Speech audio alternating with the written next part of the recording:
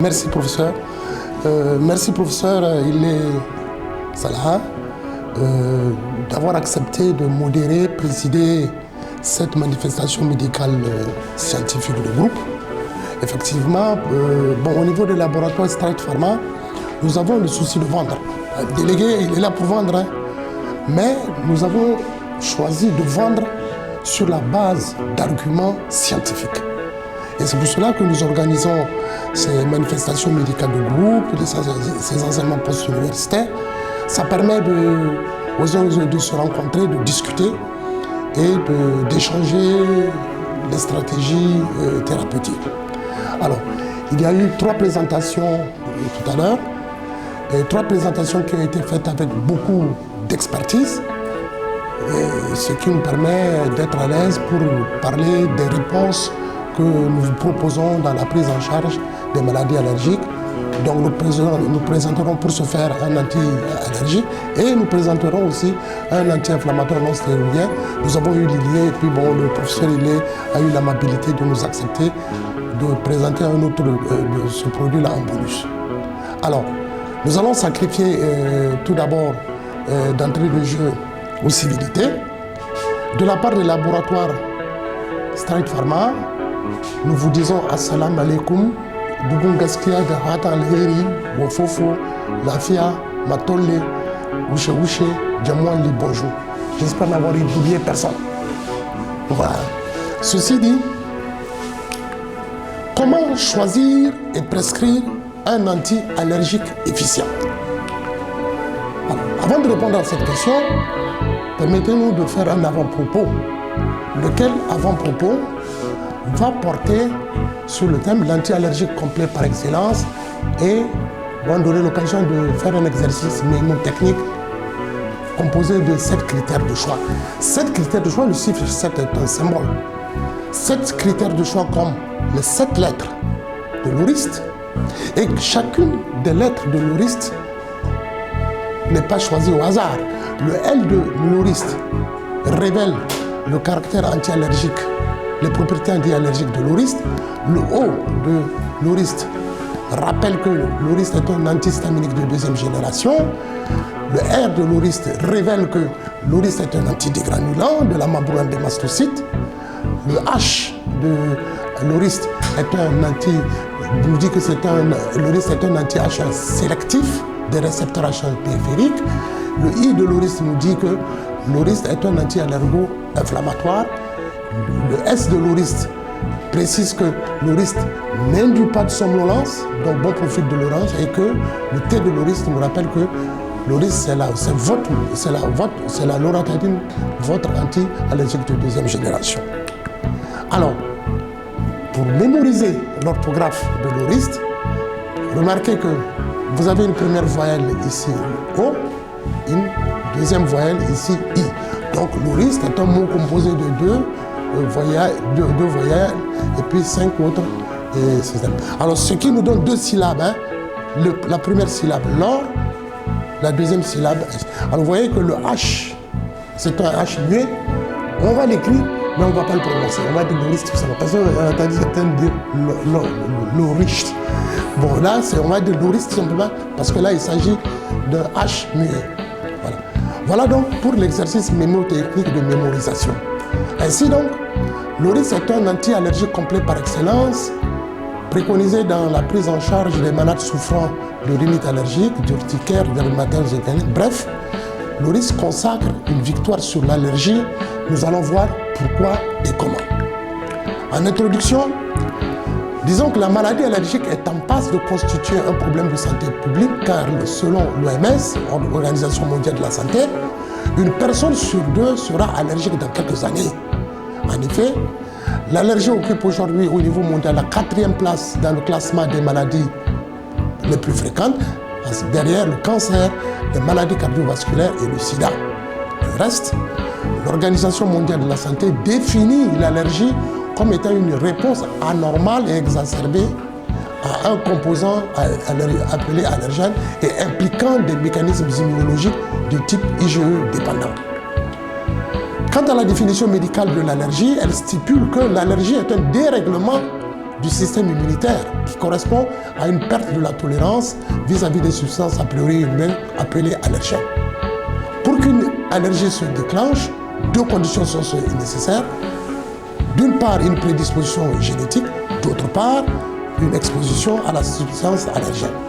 Au demeurant, les manifestations cliniques qui caractérisent l'allergie vont des symptômes locaux tels que congestion nasale, rhinorrhée, éternuement, prurite nasale, rhinorrhée postérieure, prurite oculaire, larmes à moite, prurite paratin ou auriculaire, prurite cutanée, lésions cutanées, en passant par des symptômes généraux reconnus, exprimés par les malades, à l'instar de la soif, l'irritabilité, les difficultés de concentration. On voit à l'évidence que la maladie allergique se caractérise par des symptômes gênants et invalidants, mettant altérant la qualité de vie du patient allergique. Dès lors, quelles sont les questions suivantes qui nous taraudent l'esprit? Pourquoi l'Orist comprimé, boîte de 10 comprimés, est l'anti-allergie complet par excellence? Quels sont les bénéfices patients qu'apporte l'Orist 10 mg boîte de 10 comprimés? Quels sont les avantages thérapeutiques de l'Orist procurés par l'Orist? Quelles sont les caractéristiques pharmacologiques? C'est à toutes ces questions que nous nous efforcerons de vous apporter une réponse. D'abord, quels sont les avantages thérapeutiques de l'Orist? Des désavantages thérapeutiques de l'Orist que nous allons décrire tout à l'heure découle le premier bénéfice patient suivant. Amélioration sous l'Orist, amélioration des symptômes en moins de temps. Donc, soulagement rapide des patients. Qui est dû à quoi? C'est dû à l'avantage thérapeutique de l'Orist qui bloque le déclenchement de la réaction allergique. Là, nous sommes dans la phase précoce de l'allergie qui se manifeste dès les premières minutes du début de la réaction allergique. Alors, dans cette phase précoce, l'Orist va développer deux mécanismes d'action. Donc, un double verrouillage anti-allergique. Premier mécanisme d'action, l'Orist va développer une action antidégranulante par inhibition de la libération des médiateurs chimiques de l'allergie, l'histamine, les prostaglandines, les leucotriènes. Et cette action antidégranulante, elle est faite par le truchement de l'effet calcium bloqueur de la molécule de la loratadine. Parce que c'est le calcium dans l'organisme qui est responsable de la contractilité, notamment des cellules musculaires. Et bien, là également, c'est le même calcium-là qui est responsable de la contractilité de la membrane mastocystique. Et la molécule de l'Orist, qui est la loratadine, va constituer une barrière mécanique empêchant la pénétration du calcium dans la membrane mastocystique. Ça, c'est en amont de la réaction allergique. En aval de la réaction allergique, l'Orist va développer une action antihistaminique puissante de blocage des récepteurs H1 périphériques. Parce que le malade se gratte, éternue. Tous les symptômes que nous avons décrits sont dus au fait que les médiateurs chimiques de l'allergie se sont fixés sur les récepteurs des organes cibles. Alors lui, quand vous prenez l'Orist, la molécule de l'Orist va engager une action anti-antagoniste puissante au niveau des récepteurs H1 pour pousser le médiateur chimique qui s'est installé et se substituer à lui, d'où soulagement des patients. Donc, pour conclure, sur la phase précoce de la maladie allergique, grâce au double verrouillage anti-allergique de l'Orist, l'Orist va soulager rapidement les patients par amélioration des symptômes précoces et en 30 minutes. Maintenant, qu'est-ce qui va se passer sur la deuxième phase? S'il y a une première phase de l'allergie, c'est qu'il y a une deuxième phase. Cette phase de la réaction allergique s'appelle la réaction de l'allergo-inflammation. Tout à l'heure, la définition de la rhinite nous a été faite, à savoir que la rhinite est définie comme une inflammation minimale persistante de la muqueuse nasale. Et cette inflammation minimale persistante de la muqueuse nasale va s'opérer entre la 6e et 9e heure après le début de la réaction inflammatoire. Et par quoi? Par l'afflux la migration des médiateurs pro-inflammatoires, polynucléaires, eosinophiles, basophiles, lymphocytes, monocytes au niveau de la sous-muqueuse. Cette migration des médiateurs pro-inflammatoires, qui est source de chronicité de l'allergie, va se faire par l'expression des molécules d'adhésion. Lesquelles molécules d'adhésion sont des protéines membranaires chargées de la migration transintestinale des médiateurs pro-inflammatoires. Donc ce sont les médiateurs pro-inflammatoires qui vont faire installer la chronicité de l'allergie. Alors, quel est l'intérêt de prescrire l'Orisc dans cette situation? L'intérêt, il est que la molécule de l'Orisc, de la loratadine, a l'avantage d'inhiber l'expression des molécules d'adhésion. Si vous inhibez les molécules d'adhésion, vous déviez la fonction, leur rôle de migration et d'afflux. Donc, dans un premier temps, en cascade, ça va se faire en cascade. Dans un premier temps, l'Orisc inhibe l'expression des molécules d'adhésion, ce qui va entraîner une inhibition de l'afflux des cellules pro-inflammatoires telles que polynucléaires, eosinophiles, basophiles, lymphocytes, monocytes dans la sous-muqueuse. Et enfin, ceci va déboucher sur l'inhibition de l'auto-entretien de la réaction inflammatoire, parce que le cercle vicieux de la réaction inflammatoire va être brisé, permettant une diminution du risque du passage à la chronicité, permettant un soulagement des patients. Alors, je dois dire que ici, le développement que nous venons de faire, c'est sur des études dues à Stackett, qui a planché sur l'expression des molécules d'adhésion. L'autre étude a été faite par Chiprendi, qui a planché sur l'afflux des médiateurs pro-inflammatoires. Voilà, et puis l'étude numéro 7, voilà, et bon, le vieux là, avec ces yeux là, il ne voit plus très bien. Voilà. En tout cas, vous voyez que c'est une autre étude qui est là. Et puis voilà. Voilà. Donc nous venons de voir l'allergie à deux phases. Une phase précoce, dite phase histaminique, et une phase tardive, appelée phase de l'allergo-inflammation. Alors donc, l'Orisc est un anti-allergique complet parce qu'il va agir à la fois sur la phase précoce et sur la phase tardive. Sur la phase précoce, il va bloquer l'histamine, et sur la phase tardive, il va agir efficacement sur les médiateurs pro-inflammatoires qui sont responsables de la chronicité. Quelle performance thérapeutique? Les performances thérapeutiques de l'Orisc vont être exprimées par des chiffres et des graphes. Donc, l'Orisc est un anti-allergique complet par excellence qui a une efficacité locale et une efficacité globale. L'efficacité locale de l'Orisc est puissante, complète, rapide et durable.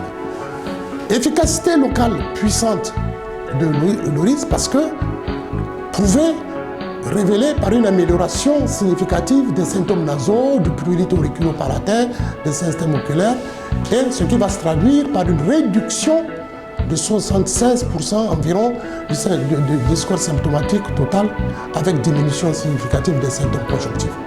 Ça a été fait l'étude a été faite dans la rhinite conjonctivite, et c'est par l'étude Bruno. Alors, efficacité locale complète qui va se traduire par la normalisation de l'aspect de la muqueuse nasale à la rhinoscopie. Là, c'est une étude sur la rhinoconjonctivite, donc numéro 9, voilà, Chiprendi. C'est une étude de Chiprendi, voilà le numéro de renvoi bibliographique, Chiprendi. Vous voyez, ça c'est les statistiques qu'ils nous ont données. Et vous avez aussi des graphes qui nous prouvent, à l'issue d'un test de provocation conjonctivale, bon, l'Orisc va faire l'objet d'une étude comparative versus placebo. Vous voyez qu'au bout de 30 minutes, réduction de la provocation conjonctivale de moins de 10, alors qu'au bout de 6 heures, on voit une efficacité continue et soutenue de l'Orisc. Dans le deuxième graphe, vous avez une normalisation, c'est une étude comparative, l'Orisc versus cétirizine.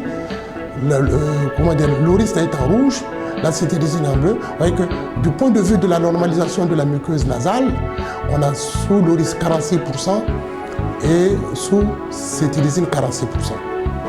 Toutes ces deux molécules sont dites antihistaminiques de deuxième génération. Donc, meilleure pour normalisation de la muqueuse nasale sous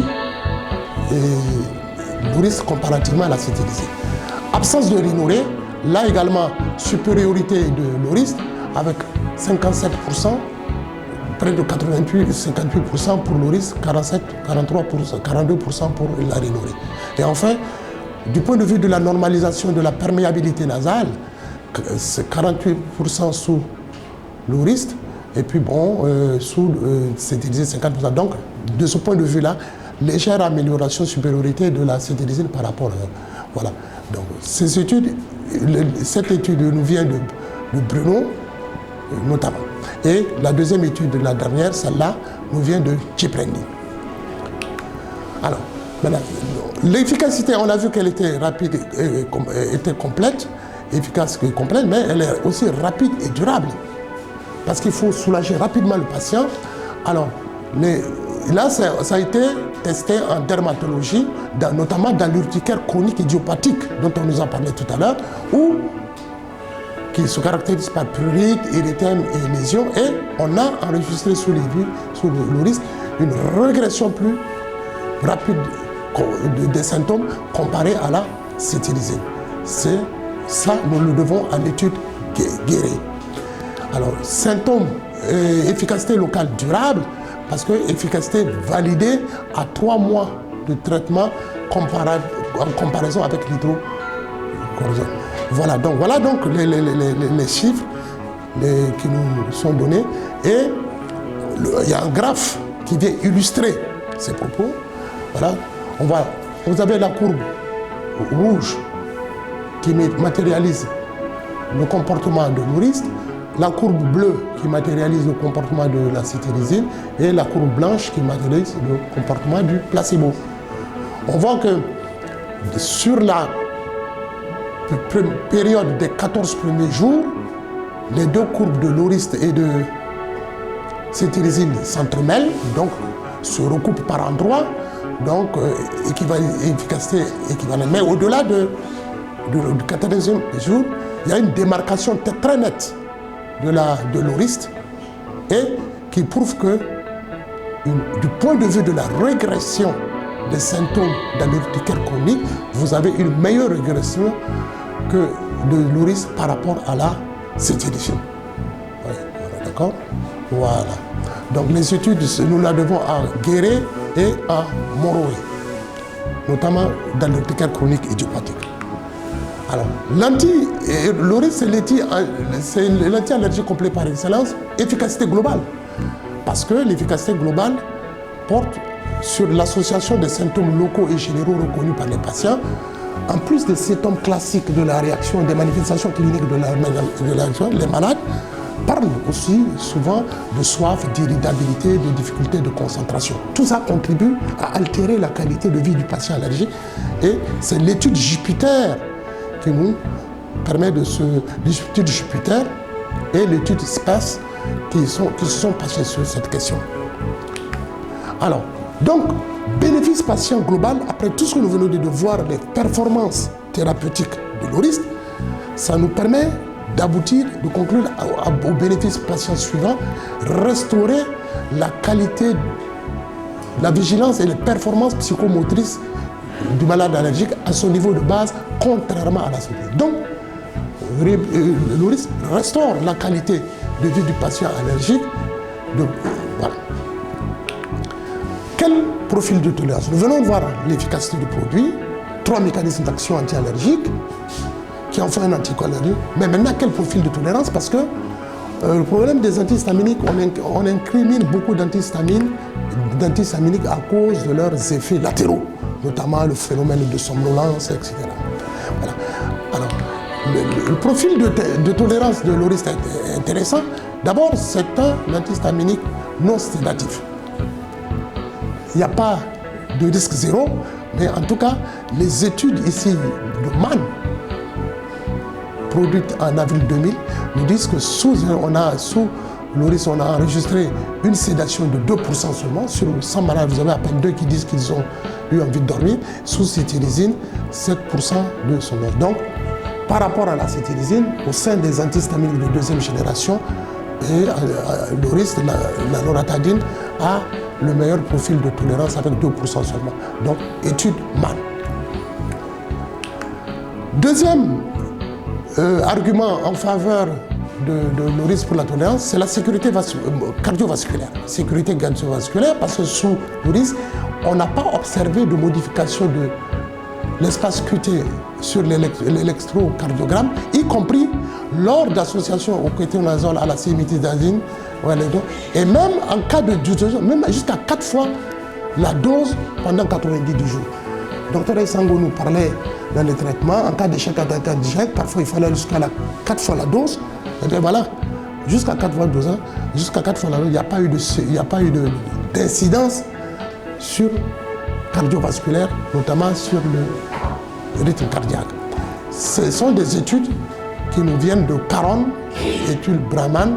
Voilà, donc tout ce que nous avançons ici sont fondés, soutenus, étayés par des arguments scientifiques, des études scientifiques. Enfin, sécurité neurosensorielle, comparaison toujours entre Loris versus cétirizine. Sur la conduite automobile, anomalie sous cétirizine, absence d'anomalie sous Loris. Au niveau du test psychométrique, perturbation constatée sous cétirizine, absence de perturbation sous loratadine. Et enfin, en cas d'absorption de l'alcool, potentialisation de la cétirizine, des effets latéraux, parce qu'il a une action centrale, et absence de potentialisation sous loratadine, parce que nous l'avons vu tout à l'heure, Loris a une activité résolument spécifique, anti-H1 spécifique. Donc il ne traverse pas la barrière hémato-encéphalique, donc n'induit pas de somnolence. Quelles caractéristiques pharmacologiques, quelles caractéristiques de Loris? Premier mécanisme d'action, après administration par voie orale. Votre loratadine, Loris qui est le principe actif de Loris, est rapidement et bien absorbé, voire subit un important effet de premier passage hépatique. Cela par métabolisation, essentiellement par le cytochrome P3A4 et le cytochrome P2,6. Le principal métabolite qui va dériver de ce premier passage hépatique s'appelle la desloratadine, qui est pharmacologiquement active et responsable en grande partie des effets cliniques. Donc, finalement, dans le comprimé de Loris, parce que le malade le prend, après l'issue du premier passage, nous avons deux molécules, c'est-à-dire la molécule de loratadine et son principal